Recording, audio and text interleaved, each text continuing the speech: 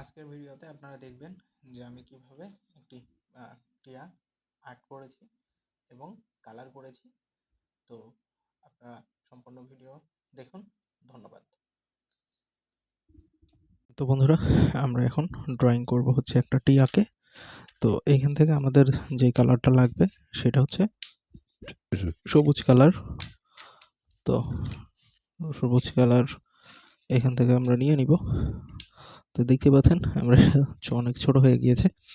তো আমরা এইখানে পুরোটা হচ্ছে তার শরীরটারে এখানে সবুজ কালার করে দিব, যদিও কিছু কালারটা আমার এর আগেই করা আছে। তো এরপরেও আমরা তাকে হচ্ছে পুরোটা এখান থেকে সবুজ কালার করে দিব। তো দেখতেই পাচ্ছেন আমি এখান থেকে সবুজ কালার করে দিচ্ছি। আর বাকি যেই হচ্ছে পুরো বডি আছে সেই বডিগুলোতে দেখা যাচ্ছে আমি অন্য কালার রেখে দিব, সেইখান থেকে আর কোনো কিছু করব না। তো এখান থেকে আমি হচ্ছে সবুজ কালার করে দিচ্ছি। আর এখানে যে তার নাকটা আছে এটা আমরা হচ্ছে হলুদ কালার করে দিব, ঠিক আছে? এইখান থেকে আমরা হলুদ কালার করে দিব। এই রংগুলো আসলে জল রং ছাড়া দেখা যাচ্ছে আপনারা যদি বাকি আমরা রংগুলা করি না, তো সেইগুলো দেখা যাচ্ছে বেশিরভাগ চোখে ফুটে না বা ক্যামেরাতে সেইভাবে ধরে না। কতটুকু ক্যামেরাতে দেখা যাচ্ছে তো ধরে না। কারণ কি? কারণ হচ্ছে এইগুলা কাঠ রং আর কি। তো কাঠ রং হয়ে থাকে অনেক হালকা, একটু আবছা আবছা বোঝা যায় আর কি।